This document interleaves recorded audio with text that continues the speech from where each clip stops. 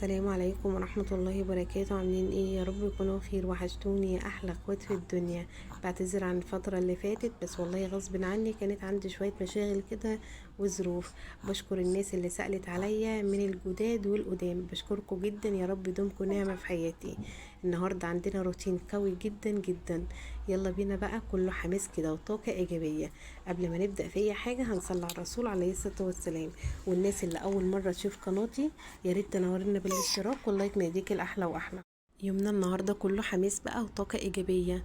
يلا بقى نصلي على الرسول عليه الصلاة والسلام ونقوموا كده. متأكدة إن شاء الله 100% هتسمعي الفيديو من أوله لآخره، وهتقومي تقلبي شقتك زي ما أنا قلبتها النهاردة. عايزة أقول لكم غسيل، طبيخ، تنظيف شقة، شيل سجاد، يعني بصوا كل حاجة هنعملها بالتفصيل زي ما انتوا شايفين. طبعا انتوا شايفين الشقة بتتكلم عن نفسها. يعني غسيل مرمي نضيف ووسخ، وإني والله كنت مالية بلكونتين غسيل غسلهم. الدنيا بقى متبهدله. لميتهم وما قدرتش اطبقهم بصراحه، يعني سبتهم زي ما هما في السبت، والاولاد جم راحوا كبنهم في اوضه النوم عشان يطلعوا الغيار بتاعهم. عايزه اقول لكم في غسيل نضيف وفي هدوم وسخه على هدوم نضيفه، واني لميت كميه غسيل موسخه وغسلتها، بس تعبت جدا. بس الحمد لله، يعني بعد تعبي ده بحس براحه نفسيه جدا لما اشوف شقتي كده متنظمه ومترتبه. والله يا بنات، انا من يوم الخميس اللي فات الفيديو نزل لكم، اللي انا اخر فيديو بتاع الروتين كنت عاملاه يوم الخميس، وهو نزل لكم يوم الجمعة. من ساعتها والله يا بنات انا ما مسكتش مكنسة في ايدي خالص، ولا عملتش اي حاجة في الشقة غير مرة عملت فيه اكلة سمك وصبنت المواعين وغسلت بس. غير كده ما عملتش اي حاجة. طبعا من ساعتها بقى، من يعني زي ما انتم شايفين بقى الشقة مواعين كركبة وكده. طبعا الأكلة أديت بيها تاني يوم بصراحة. وبعديها كده رحت عامله شويه كبده كده، ايه، سريعه كده، وما اخدش معايا وقت يعني ولا مجهود ولا حاجه. طبعا انتوا شايفين بقى خلاص كده. رتبت بقى المطبخ، غسلت المواعين. بحس براحه نفسيه جدا جدا لما بخلص كده المطبخ كده، سوى الشقه كلها. بس يا سلام بقى لما بقى المطبخ كده متبخر كده ونضيف، وفي نفس الوقت عندك الحوض نضيف كده متنشف ومفهوش طبق. يا سلام بقى على الجمال. عايزه اقول لكم بحس براحه نفسيه جدا. انا هنا خلاص بقى الصبح ده خلصت بقى المطبخ، بدأت بيه بصراحة عشان هو بياخد معايا وقت. واليوم ده بصراحة انا اخدته اجازة، ما نزلتش فيه في اي حتة خالص. يعني كنت مقررة ان انا اليوم ده هصحى من النوم خلاص على الشقة. بس اليوم ده بصراحة ما صحيتش بدري، انا صحيت الساعة 10 الا ربع. قمت على طول كده سميت الليل وبدأت في الشقة. طبعا انتوا شايفين بقى فتحت كده بقى البلكونات.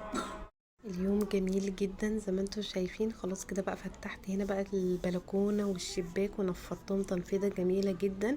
سيقت البلكونة ولميت السجاد بتاع اوضة الاطفال، وسيقت برضو الارضية. هنا بقى نظفت السجاد عندي عشان كان كله وبر، وفي نفس الوقت في رملة وتراب والكلام ده كله. نفضت كويس جدا وعملت الخلطة الجميلة اللي انا بعملها على طول في السجاد بصراحة. بحس فيه لمعة كده، ويعني بحس السجاد منور. طبعا هنا غيرت الكوفرتات اللي انا كنت فرشاهم.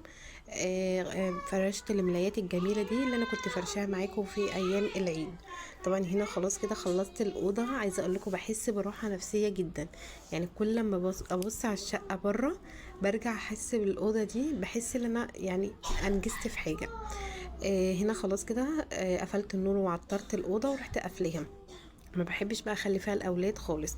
طبعا هنا الاولاد كانوا بقى بيبداوا يستحموا عشان نازلين بقى الدرس بتاعهم. انا بصراحه ما قعدتهمش خالص. معايا سنه اولى وسنه تانية داخل. طبعا الحمد لله جبت لهم الشهايد ونجحوا. طبعا هو معروفين اولى وتانية بينجحوهم، بس اهم حاجه المستوى العيل ايه. طبعا بصراحة انا بديهم تأسيس برضو، يعني موقفتش خالص اللي هو الدراسة خالص. يا دوبك ممكن اعطيتهم بس اسبوعين اجازة، اللي هم عشان ايه يرتاحوا بس مش اكتر. بعد كده رجعت اللي انا اوديهم درس تاني. ليه بقى بودي درس انجليزي عربي وحساب؟ عشان العيل يركز، عشان ما ينسوش وقت الدراسة بتاعهم خالص. عايزة دماغهم على طول فيها الدراسة. واني يعني اولادي ربنا يهديهم يا رب ويصلح حالهم، من النوع اللي هم يعني معايا الكبير ممكن لو زعقت فيه يكتب الواجب. التاني بقى تزعقي تضربي تشتمي، هو اللي في دماغه هيعمله. وانا مش عايزه كده خالص، لا انا عايزه امشيه على نظام، اللي هو يحب التعليم، يحب القرآن بتاعي، يروح الدرس بتاعه بنظام، بالميعاد الدرس بتاعه، ويبقى لازم جوه الدرس. لا هو ممكن يتأخر، ارن على المدرسة اقول لها معلش بعد نص ساعة بعد ربع ساعة، واني بوديه درس لوحده، ما بودهوش مع يعني مجموعة. ليه؟ عشان بينسى، اللي هو ممكن يعني يسيب مشوار الدراسة بتاعته ويركز مع الأولاد، يركز مع أي حد تاني. المدرسة كذا مدرسة والله يعني بتشكيلي منه، وبرضو اكلمه وافهمه، اللي في دماغه برضو بيعمله. اللي انا فهمته واكتشفت فيه اللي هو مش حابب دراسة خالص. يعني ابعديه عن الدراسة، ابني كويس، ابني 10/10. تجيبي سيرة الدراسة يتنطط بقى وعياط وزعيق والكلام ده كله. يا ابني حب الدراسة عشان تبقى ضابط، عشان تبقى مهندس. اقعد، انت مش نفسك تبقى، هو يقول لي نفسي ابقى طيار وظابط. طيب انت مش عشان كده لازم تتعلم؟ لا، هو دماغه بقى مش تعليم. وديته لكذا مدرسة تشكي منه، 2 رفضوه، بقى يروح معاهم اكتر من شهرين 3، ولقوا دماغه هي رفضوه، قالوا لا احنا مش عايزينه تاني. اعتذروا لي وقالوا لي لا، يعني انهم عشان صحابي برضو قعدوا اكتر من 3 شهور عندها، وفي الاخر موافقوش بيه. اعتذروا لي وقالوا لا احنا مش عايزينه. وديته عند واحدة تاني شكروا لي فيها، ووديته يعني اهو بيبدأ. خلص الحمد لله الحروف ودخل في الكلمات. عايزه اقول لكم انا عملت له حفله عشان خلص الحروف، اللي هي الالف وب، طلعنا منهم وانه في نسيان فيهم، يعني بيتلخبط بين الضاد والطه والظه يعني. بس الحمد لله احسن من الاول بكتير.